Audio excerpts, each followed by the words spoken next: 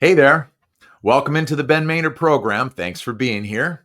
Before we get started, a little bit of housekeeping to take care of. As you know, this program is available wherever you stream your podcasts. Whatever outlet it is you're using, just go there, search the Ben Maynard program. Boom, you got it. Just subscribe to it if you could, please. When you do that, you get notifications anytime a new episode publishes. All right. Next, if you can't resist some of this right here and maybe a little bit of that, nope, right there. Okay. Then, and you're watching on YouTube, then thanks for doing that. A couple things you need to do for me, and that is subscribe to the channel. Okay. Once again, you'll get notifications every time a new episode drops. Then you have to give me a thumbs up. All right. You have to do that. The likes are very important. I don't know why, but they are. So just do that for me, please. And then you have to leave a comment.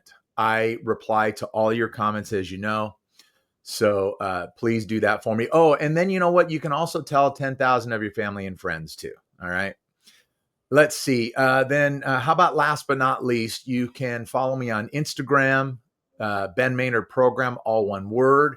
And as I said before in the last episode, against my better judgment, I opened up a TikTok account, and that is the Ben Maynard Program. So you can also follow me there too. Again, tell all your family and friends. So with that, there are plenty of ways to take in this show for your dancing and listening pleasure. And as you can see this morning, we have a guest, and my guest this morning is Randi Latzman. She's the creator of the Surviving Mom blog. So welcome in, Randi. Thanks for being here. Thank you for having me. Oh, it's my pleasure. Before we really dive into anything, why don't you kind of, if you could, just take us through the genesis of Surviving Mom blog. Sure. So it started in around 2020. It was during the pandemic. I watched some show on TV that I cannot recall the name of it. And it was about this guy that went to law school. Long story short, he decided instead of going to work for this big law firm and make lots of money, he was going to do pro bono and help the little guy. And for some reason, watching that show, I turned to my husband and I said, I want to do something to help people. And he said, that's great. What do you want to do? I always loved writing. I went to a special school back in the day in junior high for creative writing. It's always been an outlet of mine. It's been a hobby of mine. Never thought I can do anything with it. And I decided, let me use my love of writing and start reaching out to different organizations, different foundations, and share my own story of childhood abuse. And I reached out to different organizations and started sharing my story, thinking that would kind of be it. And started getting some feedback, started hearing from people that my words resonated with them, that it helped them. And I did something I never thought I would do. I started a website. And by that, I mean, I had my husband put together the website because Yeah, okay. he put All together right. the website. I did the writing, and it kind of just took off from there. So Surviving Mom blog is about my own story. It's kind of a double meaning, surviving my own mother and surviving being a mother and the trials and tribulations of motherhood. So is the website more is geared towards helping mothers who are maybe currently raising children, or does it even go beyond that? So I mean, if you go through it, there's a lot of my backstory in there. There's a lot of support there, whether it's codependency, addiction, special needs. Like I talk about a lot of different topics there, especially in 2020, where I was trying to figure out my own path and what it is I wanted to do with my writing. So you get a lot of that support there for mothers, that just in terms of mental health support. And I get a lot of people till this day that will reach out to me and say that they saw a post from 2020 about abuse or about addiction or something and how it helped them. But more nowadays, it's more about my own journey as a mother, and how my past does not have to define who I am today as a person, as a mother, my own motherhood struggles, the ups, the downs, the highs, the lows of motherhood, and the poems that I write about it. So current time is mostly poetry that you'll see on there. But you can go back and you can see lots of blog posts that cover a myriad of topics. Right.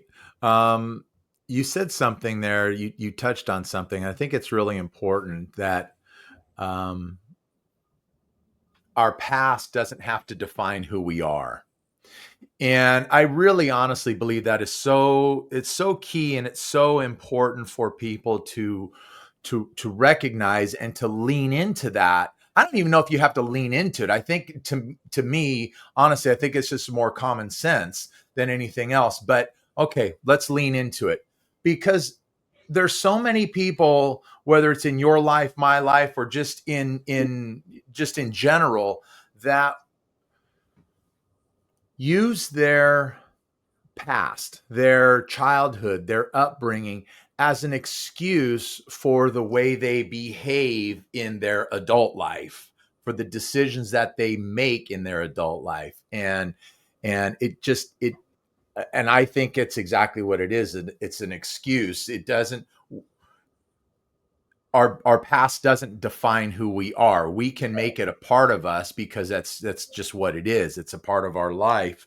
And it doesn't have to be negative. And so many people use it in a negative sense and say, well, I'm this way because of this here. Yes. Yes. I think that a big part of my own journey was accepting what had happened to me, Right. saying, this is who I am at that period. This is what I went through. I'm a child abuse survivor. I had to recognize that I was abused to stop the cycle. And once you recognize what's happened to you, you're able to then move past it. I think that a lot of people, from my own experience, if you're, and I specifically with my mother, who was also abused, if you're not willing to accept what happened to you, how do you stop it? So I think there's that component to it also, the inability to recognize what happened to you. I also think a lot of people get stuck in it and they don't know how to get past it. And I think that being willing to accept it, tell your story, say it was my past, it doesn't have to be my future.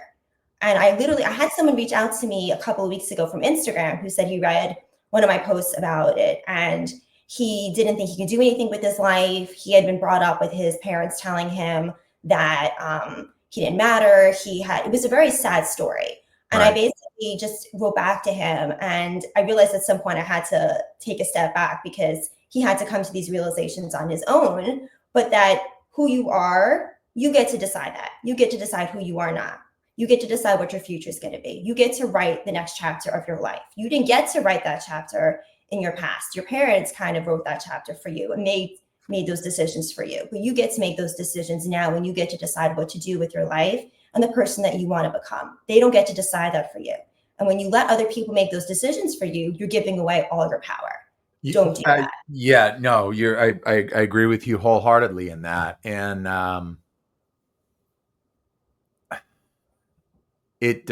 well, yes, you're absolutely right. Can you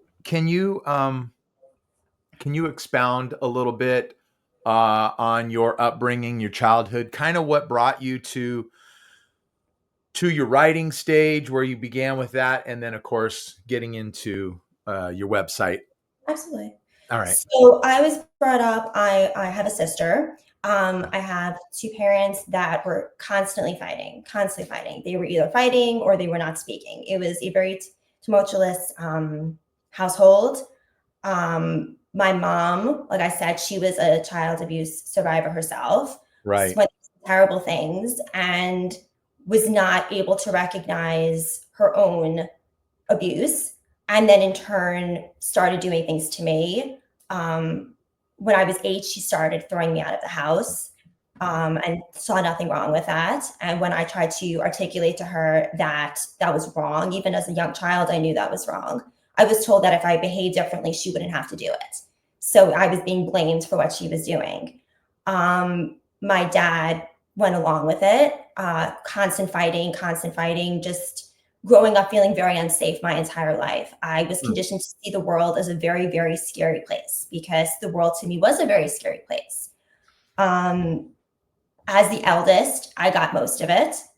I tried to shield my sister as best as I could from it. And I just remember, I mean, most of the time my parents it was verbal fighting. There were a couple of times it was more physical. And I remember covering my sister's eyes at one point, trying to prevent her from seeing anything. Um, just a lot of really terrible things. Right. And Right. as a child, I knew something was wrong, but I didn't know how wrong it was. And as I grew up, I always vowed I was not going to do that to my own children. Had my daughter, and when I had my daughter, it was even more of a profound realization. Like, how can you have this child? And I loved her so completely Yeah. that how could you ever hurt your child? I couldn't fathom it. I couldn't understand how that was possible.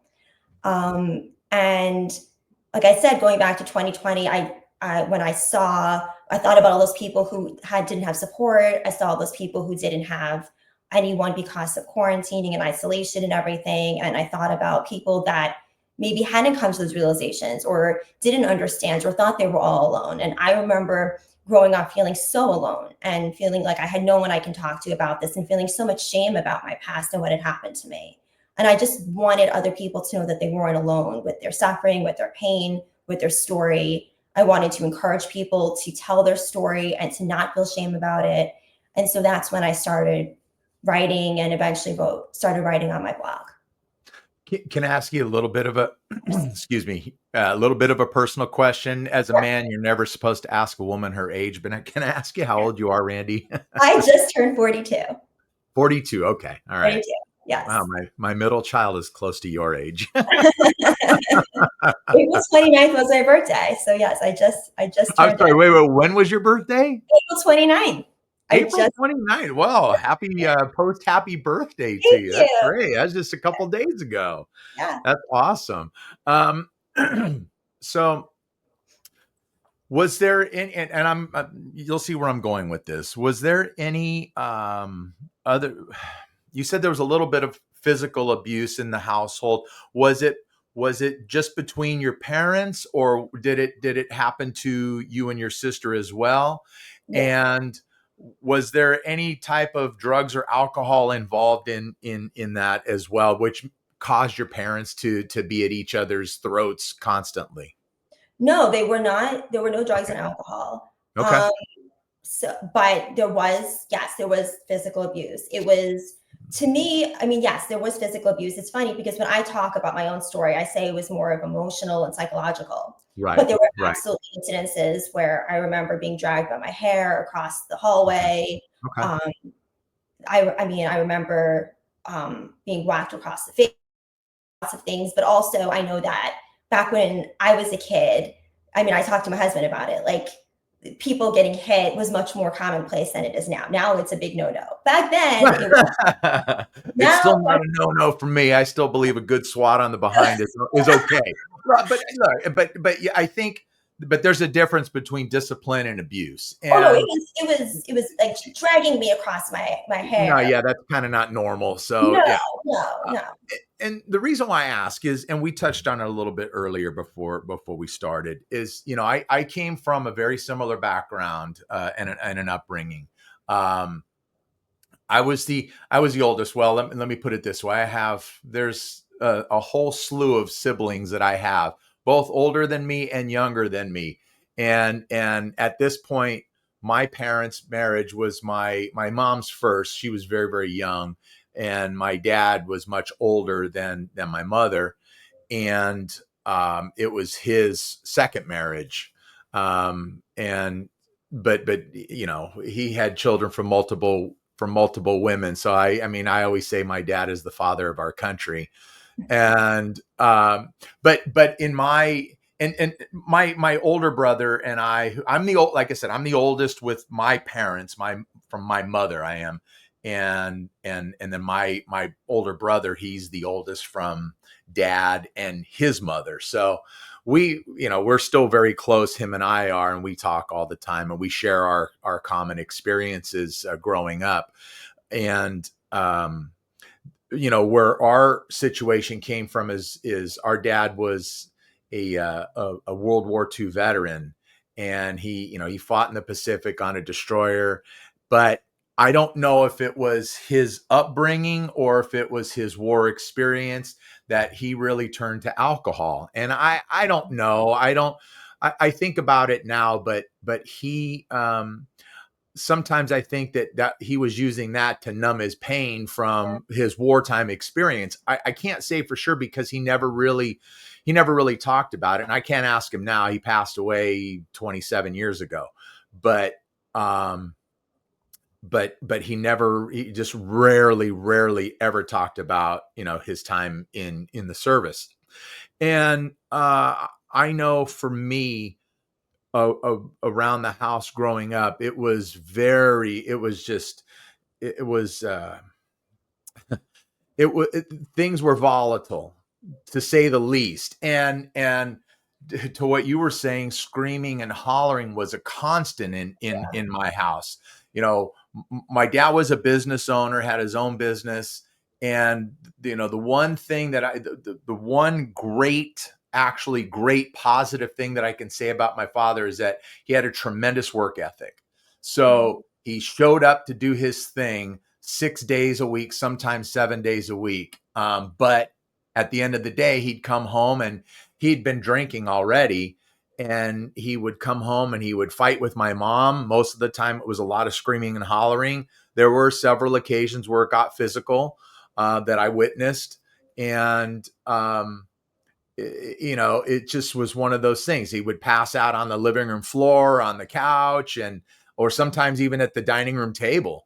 But he'd be up the next morning at 4 o'clock, 4:30, making his coffee, taking a shower, shaving, getting himself ready. He'd be at the shop at 5:30, opening by 6, Wow. 6 days a week, sometimes 7. So it's just one of those things, but it was a cycle. Yeah. And it was a thing that,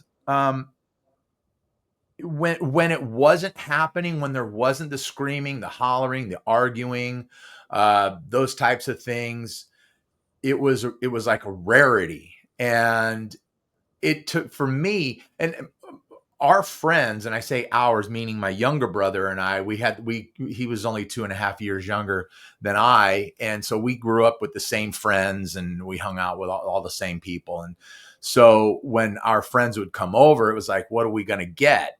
And there were times, I mean, I shouldn't say there were times, it was constant where we could be out across the street and still hear our mom and dad yelling at each other. Nothing more embarrassing for a 10, 11, 12-year-old kid to have to deal with that. And it can, it can lead you down a very bad road. But even at that age, I knew I made a determination that this was not going to be my life moving forward. This wasn't going to be my life as I grew up. This and the way that we were treated at home. We didn't have hugs. We didn't have I love yous going around the house, that type of thing. Um, I knew that, probably very similar to you, I knew that I was going to be loving on my kids. And I mean, so much so that, gosh, they hate it. I fawn on them so much. Stop. Yeah. Yes, I yes. get it. I get it. You love me. I get I it. fawn on them so much. And as they were growing up, and of course, like this said, they're all adults now, all three of them. But I mean, to this day, I still try to embarrass them in front of family and friends, just with hugs, and try to kiss them on the cheek and Oh, all that kind of stuff. And they hate it, but I want them to really understand. No, this is I love you. yeah. I Oh, how want you to lovely. I How lovely. want you to I want you to have something that I never had, and I want you to enjoy it. So So I have a question for you. yeah, So one of the things that I noticed, and I actually wrote something on my Facebook yesterday about this, is that raising my daughter in many ways has healed me. I've gotten to have like a second childhood. I've gotten to see life through her eyes and everything. But at the same yeah, time, there's a lot of grieving involved because she has all the things. She knows what it is to have a mother that loves her. She knows what it is to have a father who loves her. She never has to question that. And right. then there's always this part of me, that child within, that you still, no matter how old you get, you still yearn for that. And so I guess my question to you is, how do you deal with that? Because that's something that I don't think you ever fully get over. you never get over not having that. Um, well, I think for me personally, Yeah. never getting over not having that love and affection growing up, I've taken it into my adult life, and in in my marriage, my wife knows how. I mean, she is she is the absolute greatest thing. She is my. I always, I say this publicly, I say it privately. She is my gold. She is the pot of gold at the end of my rainbow, and that is the absolute truth. I don't say that just to say it. Um, but for me, I know that I'm not a jealous guy. I am not an insecure guy. I'm very secure with who I am. I do have insecurities in love. Mm-hmm. And I always need to be reassured that somebody loves me. And I do. I recognize that and I know that. And sometimes I have to apologize to my wife, Catherine, about that because it's like I just look, I know that she loves me completely, but I want to hear it. And Yeah. and so I'll make comments to her and she'll say, "No, I love you." And I said, "But I need to hear it. Yeah. I Yeah. need to hear you say that. I need to have you grab my hand or give me a hug or just reassure me." And that's me. I think that is, and I do think that comes from Yeah. that insecurity It comes does. from not Yeah. having that as Yeah. as a Yeah. child. Because so many kids have that and they grow up with that knowledge and with that foundation. And so I think when you grow up without that, there's Yeah. a piece of you that's just it wasn't fulfilled as a child. You didn't get that. And so And it and makes sense. Yeah, and you're constantly, at least for me, I mean, I'm constantly yearning for it, and, Yeah, and no, thirsting for it, and yes. I Yeah. mean, and look, I'll be 60 in August, so it's like, yeah, okay, well, at some point, am I ever going to get past it? No, I don't think No. so. I No. don't think so. No. But I recognize that though, and I don't let it get in the way or cause any issues. And I don't let my I have never let my childhood, dictate how I behave in my adult life. I'm not an alcoholic. I don't lean on alcohol. I've never done drugs and all that kind of stuff. I'm a square. I really Right. am. And that's I am. I'm a dork. But um that's just what I chose. yeah. And I knew that, okay, this wasn't what I wanted. If I didn't want it as a child, how would I want it as an adult? So Right. this wasn't what I wanted. So I would make a 180 from that. And I think that inside most people growing up as they're getting into their teen years and their young adult years, they know it, but don't necessarily act on it. Right. I also think coming to the realization that your parents failed you, your parents didn't give you what you needed. I think more than anything, kids want to believe the best in their parents and they want to see the good in their parents. And I Yeah. think Yeah. realizing, whoa, this was not good. They did not do right by us. They did not do the right thing. They were not good parents. Like that's a hard pill to swallow. That's not an easy thing for a child to accept about a parent. And that's at any age. Like that's just a hard thing to accept. And I think that once you realize that and accept that, I think that gives you the freedom to then move forward and make better choices. But it's a hard thing for a lot of people to accept. Right. Because like Right. I said, you want to see the best in them. They're your parents, no matter what they've done to you. At the end of the day, they are your parents. But at the same time, that doesn't justify anything. And I'm estranged from my mother. I've been Okay. estranged from her since my daughter is in 4, I think is when my daughter's now 12. So it's been Okay. 8 years. And my mom is very hot and cold. So when things were great, the the sun was shining, and you would feel like the most incredible person in the world. She had that personality. And when things were bad, you were shunned, you were nothing to her. It was very hot and cold. Okay. And so she would go periods without talking to me. And when she started doing it to my daughter, I said, that's it. Absolutely not. You're not going to do a thing. I'm not going to have my daughter growing up and questioning love. Nope. No. That's Right, it. right. So the last time that happened, and after I warned her that if this happens again, that's it. That was it. It was the hardest thing I've ever done, but the best thing I've ever done. And I said, you can't be in my life any longer. You can't be in my daughter's life any longer. And it's been really hard, especially as my mom gets older. My sister still has a relationship with my mother, which makes it even harder. So being the one that says, I'm going to stop it, I'm not going to allow it, it's not just hard for you. It's hard. You don't always get the support of the people around you. They don't always understand or want to understand why you're not accepting it, because it's easier for them to just go along with it. Just make up, just figure it out. It's easier for them. It's not easier for you, and it's not the right thing for you, and it's not the right thing for children. No, you're absolutely right. And I mean, I look at things this way. Look, I mean, I'm a Christian guy. Okay. I really am. I try to, I'm in church every Sunday. I'm teaching, Sunday school to 3rd and 4th graders on Sunday morning. So, I am at this point, I am absolutely living my best life, but it doesn't mean that there haven't been painful experiences in the past. And as a Christian, I have learned to forgive, but I don't know if it's the right approach, but I say, okay, I forgive your transgressions. I forgive you for hurting me this way or doing this or that. But because I forgive you doesn't mean that I need to hang out with you. Doesn't mean that I need to be with you.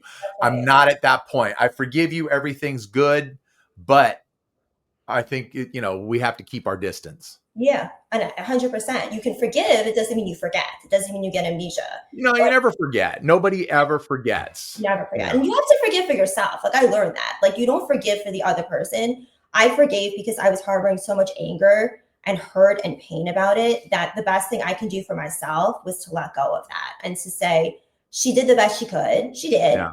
It doesn't mean I condone it. It doesn't mean it's okay. Right. But she did do the best she could. I know she did, and it wasn't enough. Yeah. I'm not mad at her anymore. And it took a long time to get to that point where I'm not angry anymore about it. And anger is a hard thing to hang on to, because not only your anger towards somebody else, it doesn't affect them at all, but it eats away at you. Yeah. Yeah. So that's the thing. So when you recognize that and you go through your forgiveness and you just let everything go, you're so much more at peace. Yes. 100%.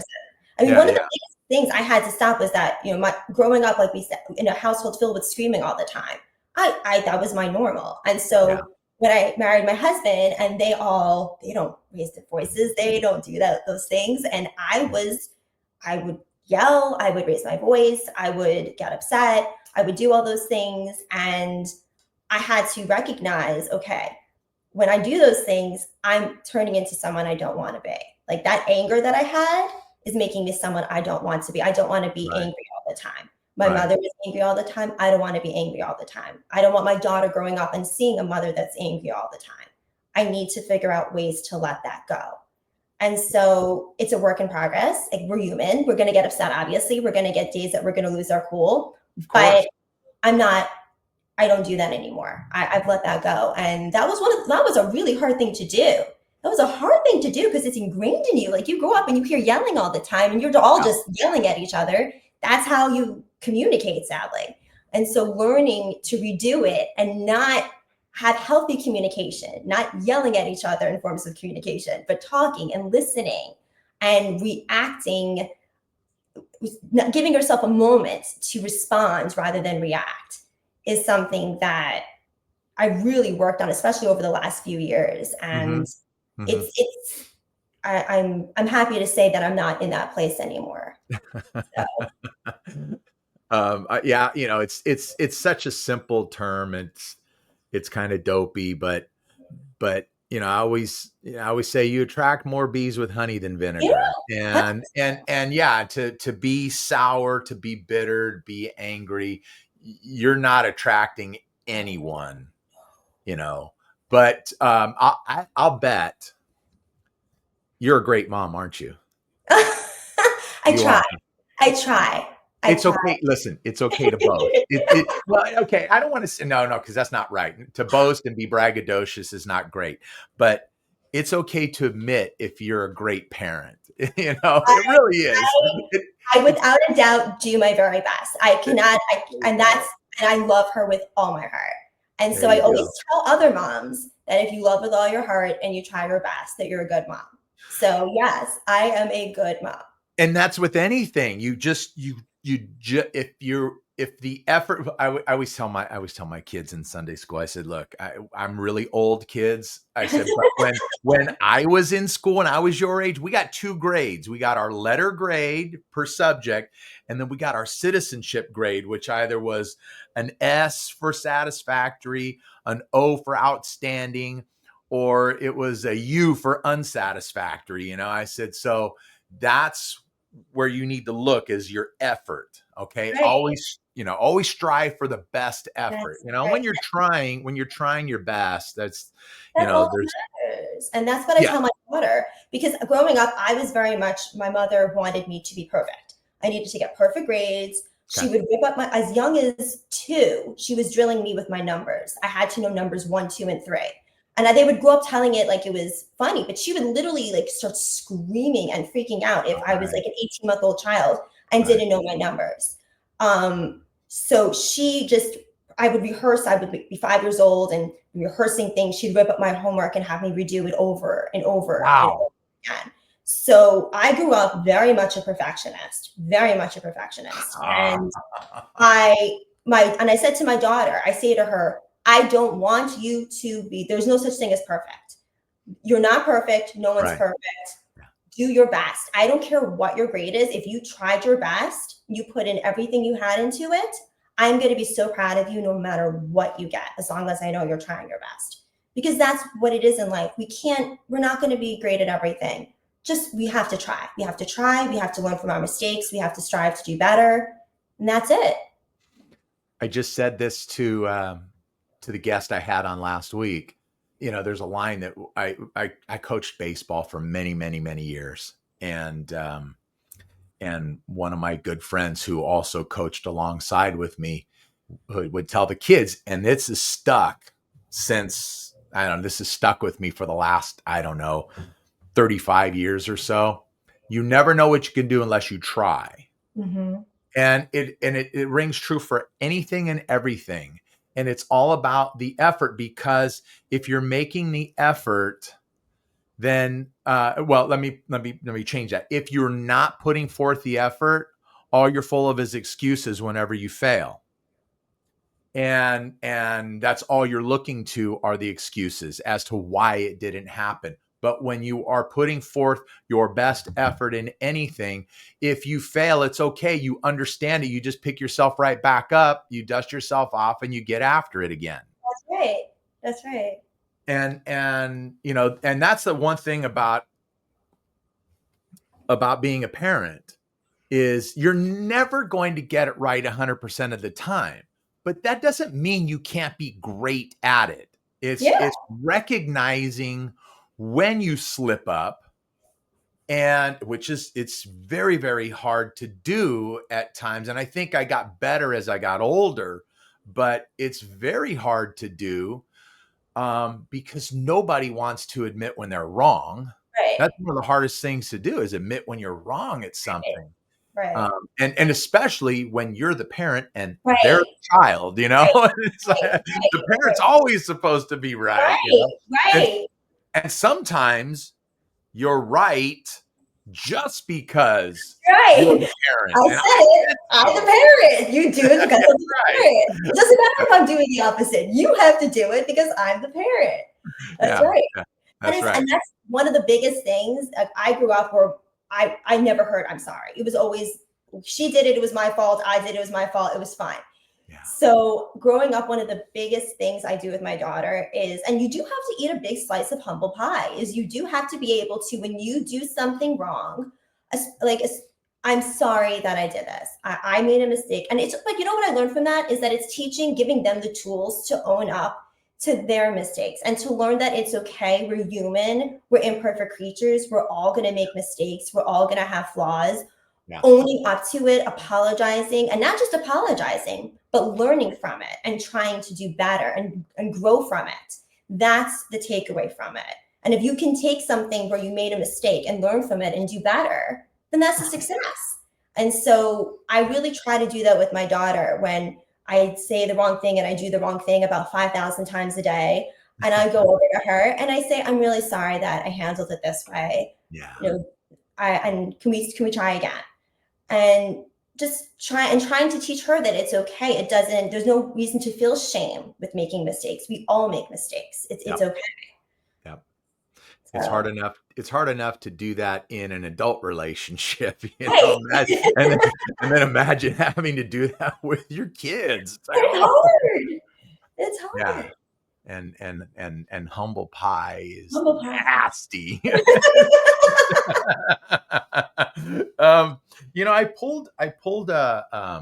I printed off a copy of a poem that you had on your website.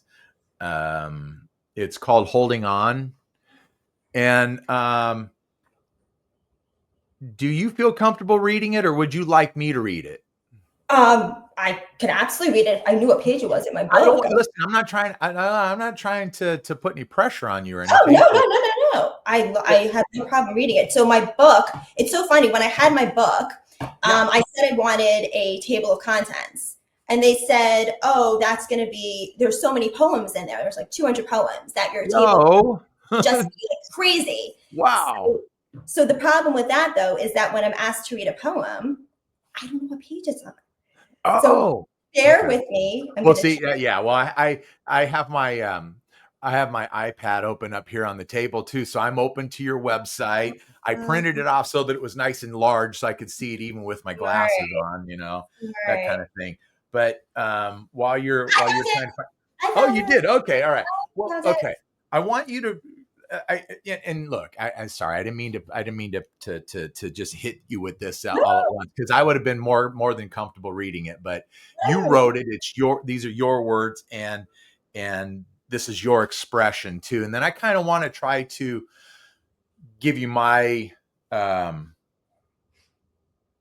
give you my thoughts on it, or I should say, because I read it and I thought, when I first started reading it, I saw it from one perspective, and then when I finished, or as I got further, probably about 80% through, I was like, oh, no, no, no, no, no. This is a different perspective. Okay. So anyway. Okay. I know I have to let you go as you get older, but I'm focusing on holding on. Holding on to being your biggest fan and cheerleader. Holding on to the warmth of your smile and the sound of your laughter. Holding on to feeling so deeply, no matter your age. Holding on to how grateful I am to be your mom. Holding on to the twinkle in your eyes when I tell you that I love you. Holding on to the promise that I will always offer you guidance, advice, and support. Holding on to carrying you in my heart wherever you may go. Holding on to the beauty of the past, the gift of the present, and the joy of the future. Holding on to the feeling of your head gently resting on my shoulder. Holding on to the unconditional love between a mother and a child. Holding on to the privilege of raising an amazing person. Holding on to the reality that letting you go doesn't mean that I can't hold on to all of these things. So I can let go. But no, I will always be there holding on. I think those are great words. And I think when I saw the first, I'll tell you what, when I read the first two lines, I know I have to let go as you get older, but I'm focusing on holding on. I I thought that was a daughter speaking to her mother in Ah, the and coming certainly, especially coming from where you have come from. And I saw that and I thought, okay, this sounds like it could be like, mom's her later years, maybe even her last few days or something like that. And I thought, wow, this is about forgiveness. oh, And and then as I started to read on further, um then I realized, no, this is a mother speaking to her daughter, and not only speaking to her, but it could be just an infant oh yeah. or a teenager. I Yes, mean, any, it anything. fits everything. And I think they're great words. I think they're beautiful words. Thank you. So Thank yeah, you. no, thank you for sharing that. Yes. That's great. And you touched on your book. So talk about your book. Oh, so We were supposed to do a little bit earlier and then hit it again. And we'll hit it again, but talk about it right now. so the name of the book is From the Heart of a Mother. Excuse the tabs on the No, no, bookmarks just and everything. hold it up to the camera so we can see it really well. It, Go. it's called From the Heart of a Mother. Okay, okay. So yes, it's poetry and words of inspiration for all stages of motherhood.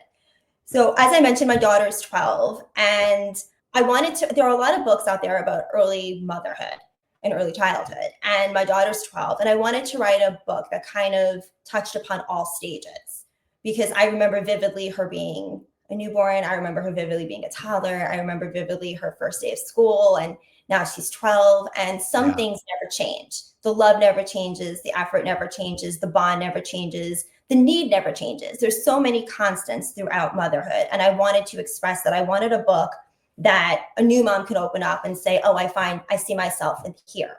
I wanted a book where a mom with a 14-year-old child could open up the book and say, I see myself here. I wanted a book where a grandmother could open it up and say, I see myself here. And gotcha. so I have 3 sections of the book. The first section is for the early days of motherhood, talking about the loneliness. I also wanted to talk about the highs and lows, not just paint a rosy, beautiful picture that motherhood is sunshine and rainbows, because motherhood is wonderful and amazing, but it is hard. It is hard. It's a And full-time job. full-time job and a half, and I wanted a book that spoke. I when I first became a mother, um, I was a mess. I was a mess. I didn't have my own mother to come to for help, and Right. I didn't know what I was doing. I felt like I was failing. I was lonely, and I remember calling up my father-in-law, like in a panic, like hysterically crying. My husband had to go back to work 1 week after I had my daughter, and I was just like a mess, hysterically crying. And he said to me, you know, these feelings are normal. Like your mother-in-law went through this too. And like a light bulb went off. You mean this is normal? Like I'm not like the worst mother in the world for not knowing what I'm doing and just like wanting to go in a corner and cry and just like I don't know what to do and I feel like I'm doing everything wrong. And so I wanted a book that not only talked about the beauty of motherhood, but the difficulty of motherhood, the Right. loneliness, the guilt, the worry, all of the highs and the lows that encompass motherhood. And so the second section of the book is all about trials and tribulations. And then the third section is about for mothers of older kids. And I just put my heart and soul into it. And I really wanted mothers everywhere to feel seen and understood, no matter Yeah. where they are in their journey. Um, so rather than trying to write what would more be like an advice book, or I don't want to say a self-help book, but in Right. that vein, Yes. you want to take that approach through poetry Yes. instead, Yes. which okay, and Like, speak to your experiences and what another mother will or could or should experience through poetry. yes. I mean, and I say this right at the beginning, if you're looking for a how-to manual, Yeah. you're looking at the wrong book. Like Right. I don't have all the answers. I am as clueless as the rest of you. Every day is the first day raising a child of this age. So Yeah. every time I'm like, okay, I figured it out. Like, I know what I'm doing. I'm in the groove. I've figured out what's going. And then she does something different, and she's in a new season of it, and I don't know what I'm doing, and I'm starting all over again. Let me ask you a question, Randy. When does your daughter, when's her birthday? Her birthday's August 3rd, and she'll be 13. She's a Leo. Yes. That's my girl. I'm going to tell you what right now. You better enjoy the next couple of months, because once she turns 13, forget about it, man. She's going to know everything and you're going to know nothing. She's been like that since she was 6 years old. I mean, that's what it is today. I don't know what it is. 13 is the magic number. It's going to get worse. Oh gosh. Oh no. Yeah, it'll carry on till probably graduation day of high school, and then the hormones and everything, like, those started kicking in when she was 10. Yeah. And I was like, wait, what is going on here? You're 10. Like, I don't understand. So yeah, it's those Leos, like, they give you a run for your right. And she's a Leo, so that doubles up on everything. Because let me see, we're unfortunately, we're prideful, we're boisterous.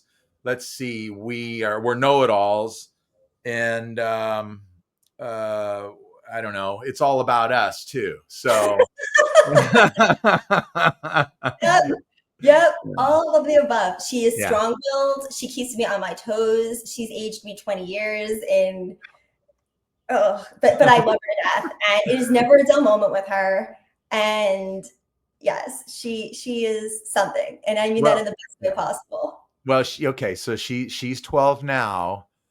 I think I already know the answer to this, but I'll ask it anyway. Are there any thoughts of more kids? No. One's enough. But you know what? Kids are the best, though. They really are.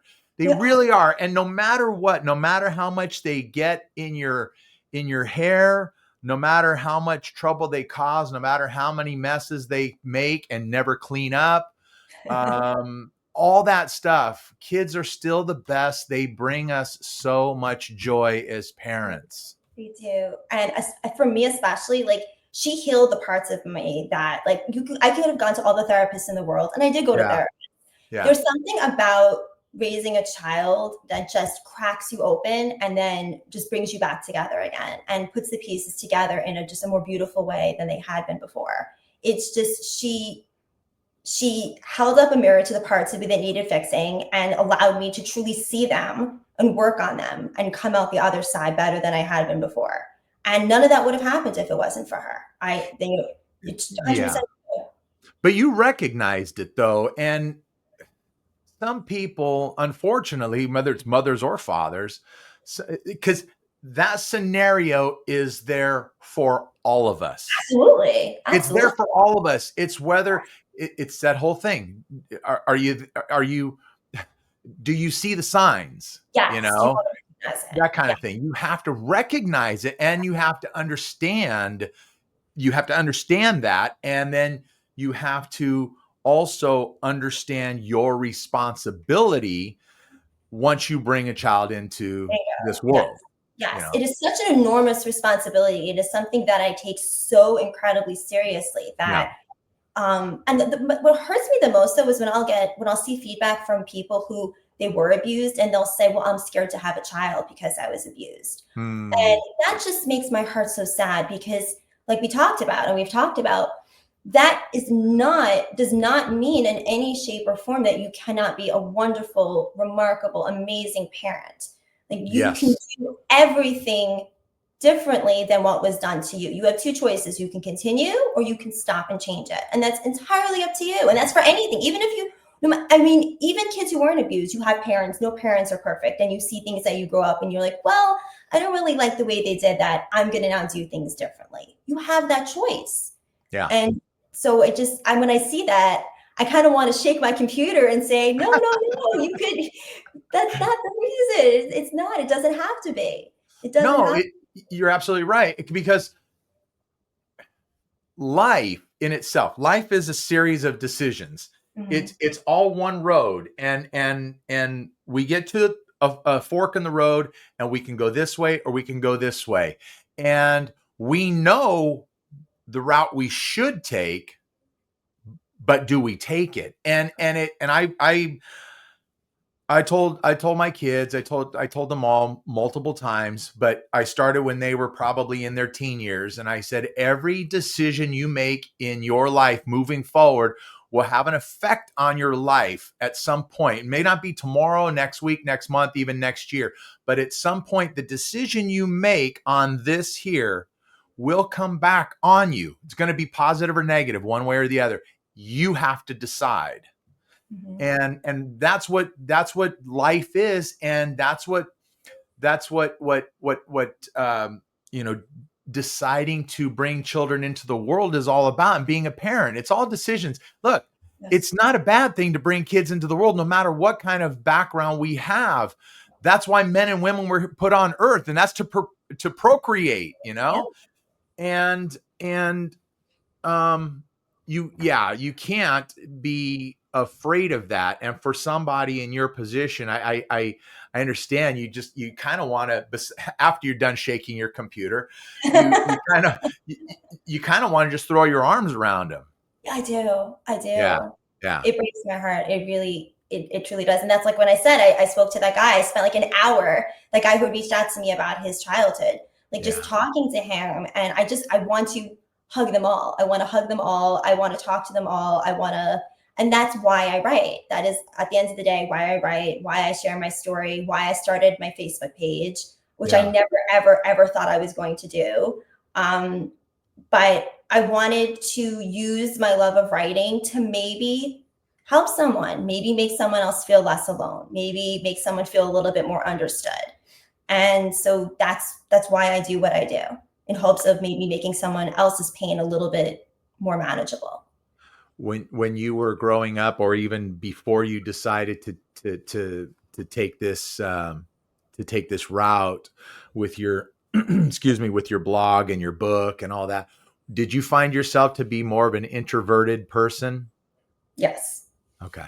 Yes. When I was little, when I was very, very little, like the Yeah. first 3 years of my life before my sister was born, I was very much an extrovert. I would hear stories and I would go over to all the kids. I was just like very, hi, I'm here.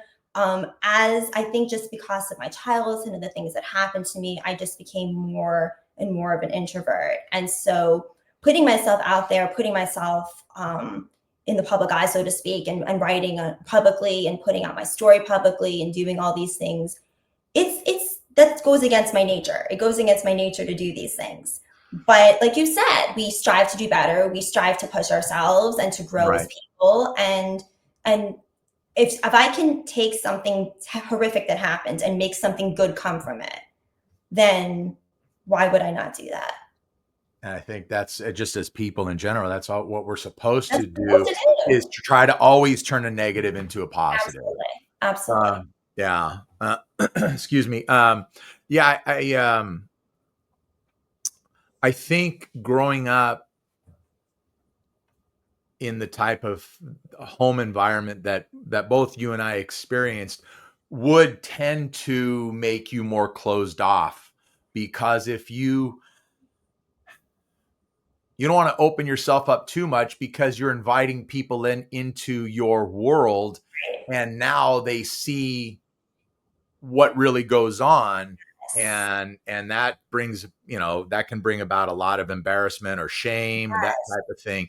And so it's Yes. just better to just to keep your walls up and kind Absolutely. of close people off a little bit. But yeah, as we get older, as we mature, we understand that's not the best route to take. It's always good to have people in your life, especially good people, and Yes. people that bring something to the table.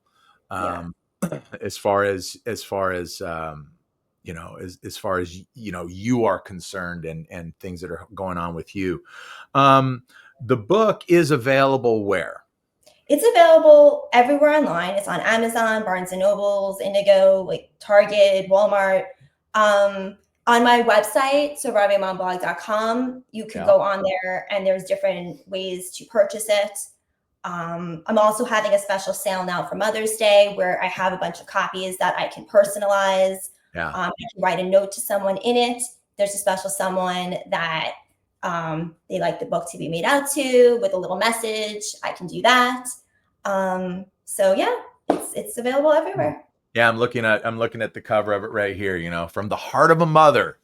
It's on Randi's website, which is survivingmomblog.com. And then, as Randy just said, it's available wherever else you can get your books. Amazon, that's like the biggest bookstore out there. So, you know, so yeah, if poetry, if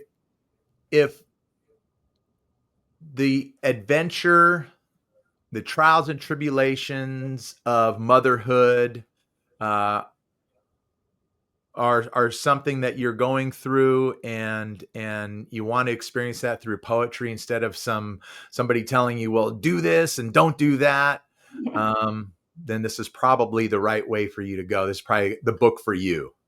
Thank you. Tell me, Randy, what is Randi Latzman outside of Surviving Moms?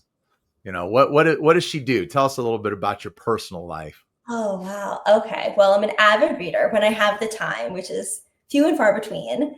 I love reading. I love, love, love reading. I do too, and I just don't have. I mean, That's I work like fine. 13 to 14 hours a day. Really, Right. honestly, I had to get up early to try and do some prep work for this because I haven't had any time at all since you and I spoke last week. It's What's just time? it's What's free time? bananas. Yeah, what is that?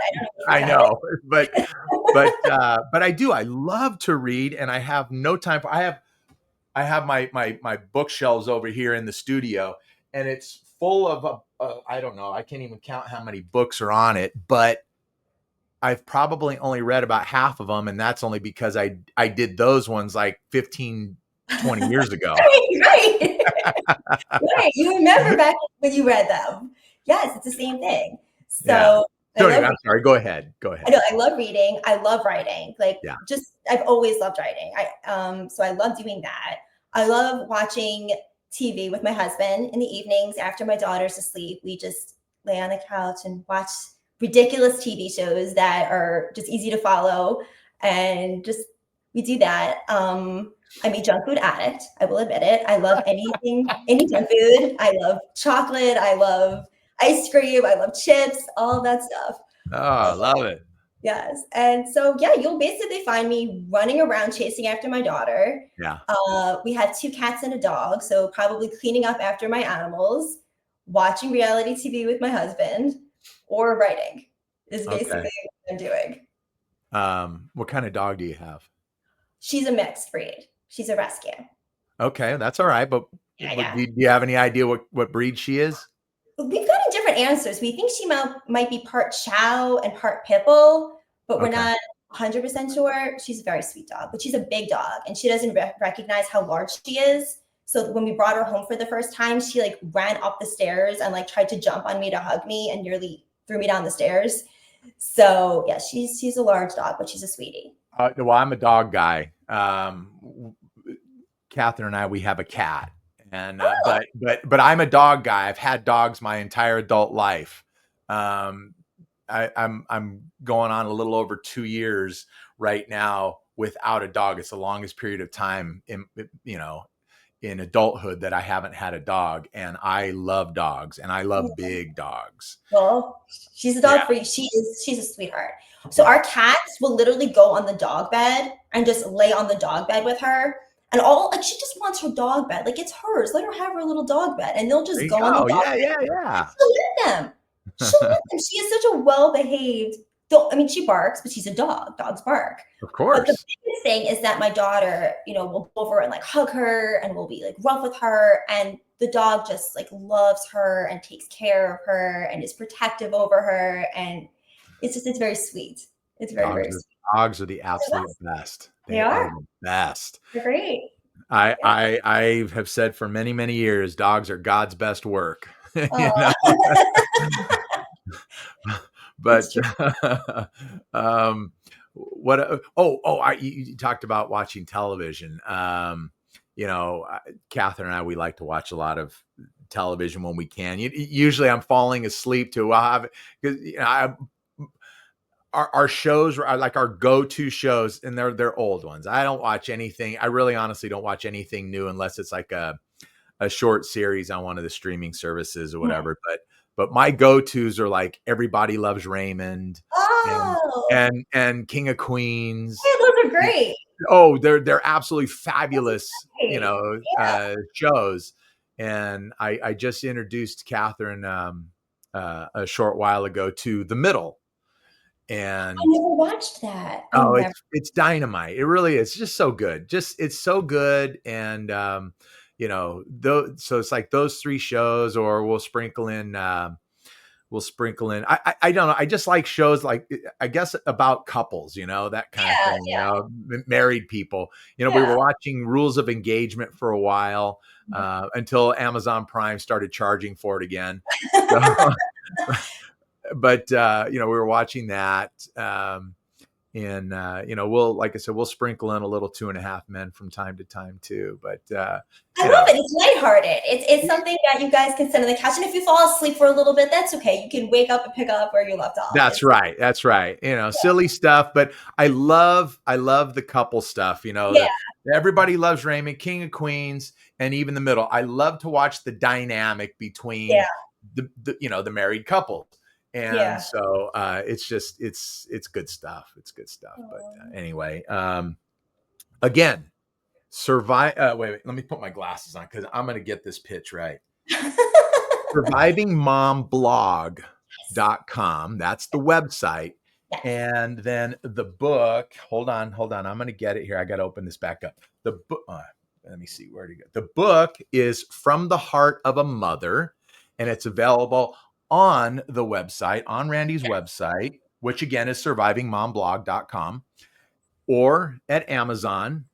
So Yep. you take your pick, but go out and get it.